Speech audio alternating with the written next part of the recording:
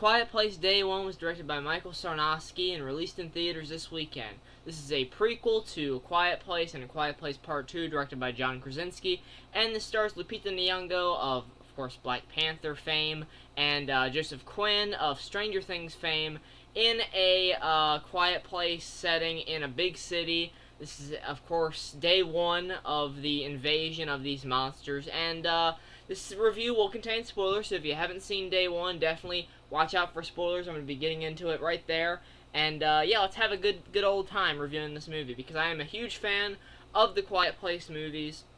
The first 2 are awesome. They are really great. I remember seeing the second one after COVID. It was the first horror movie that I had seen in theaters in quite some time, so I was super excited, and damn, it was good. So I was very happy with that. And I was looking forward to this prequel, because we have some good talent on display here. There's a lot of good promise that could come from doing a prequel, maybe going into where these creatures came from, why they are here, why can they not see but they can hear, why are they sensitive to hearing.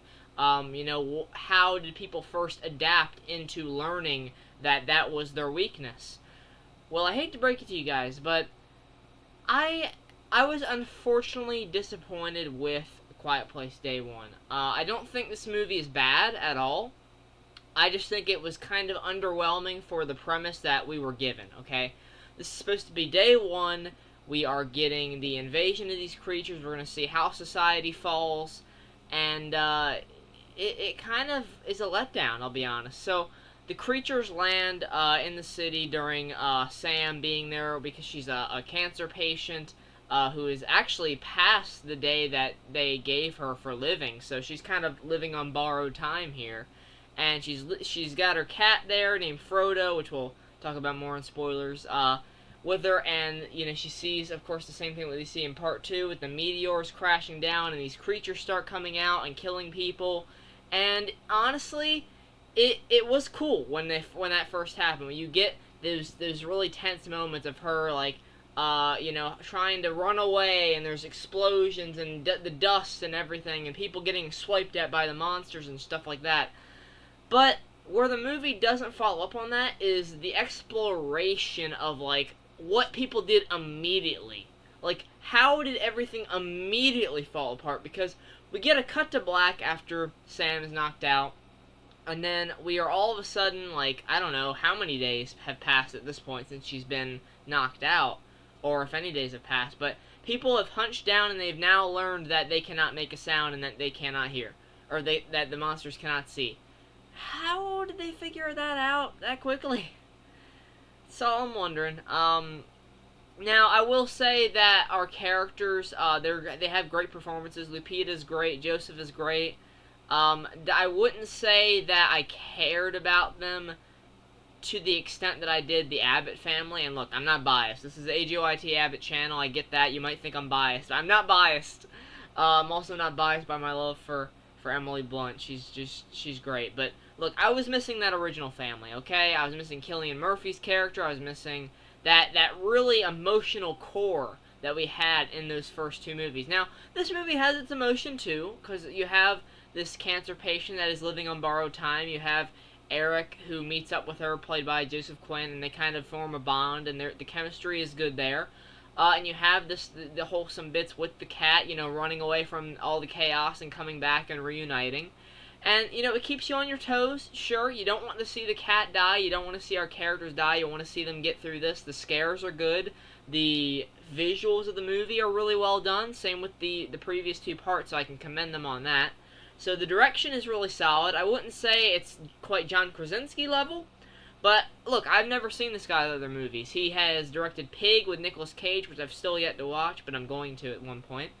So I'll have to watch that and see if this carries over, because he did do a good job with this. It's just not on the level of the first 2 parts.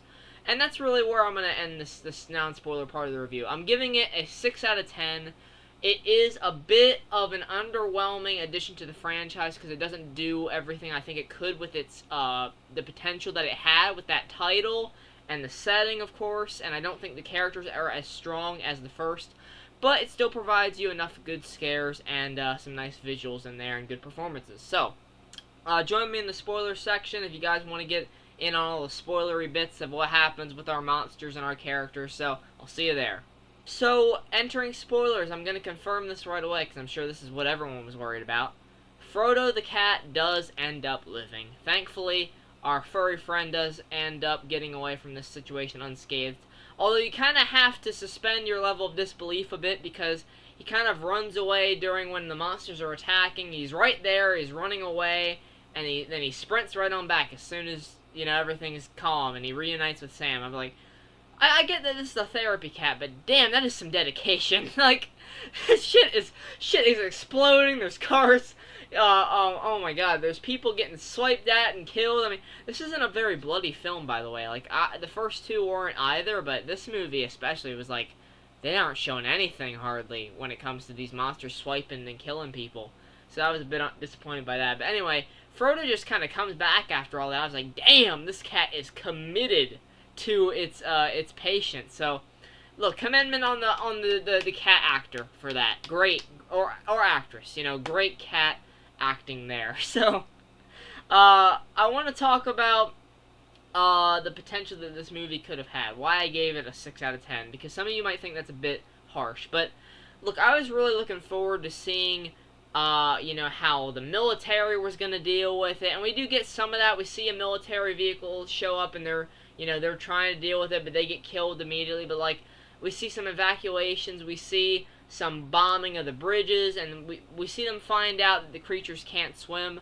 But it just kind of feels like we're just kind of going back to basics with those first two movies, with the characters being silent and sneaking around and knowing all the strategies and how to get out of the situation alive. But I was just a little bit disappointed in that. It was a little bit underwhelming. The weight that you feel at the end of the movie with Sam's character sacrificing herself for Eric to get away, I wanted to feel something there as well, but I'm sorry, I was not feeling it. I was like, yeah, this is sad, but I didn't care about the characters. I wasn't invested in them as much as I was the first film. And that's really all I have to say on this one, guys. I'm sorry, I'm going to keep it brief here.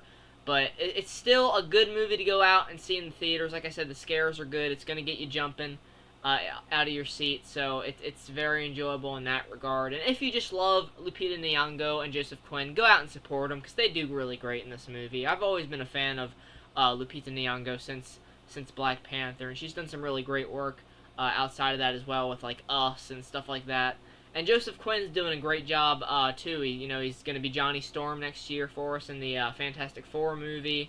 And, of course, he did great as Eddie Munson in Stranger Things. So, up and coming star right there. So, thanks so much for watching the review, guys. Let me know what you thought of A Quiet Place Day 1 down in the comments below. Let me know if you like this one better or worse than the other two movies. Let me know if you like those other two movies at all. Disagree with me, agree with me, do whatever you want, because the fun part about talking about movies is that everyone's going to disagree. Not everyone's going to disagree. Not everyone's going to agree. It's a great conversation to have. So, with that, I'll see you guys in the next review. Take care, and goodbye.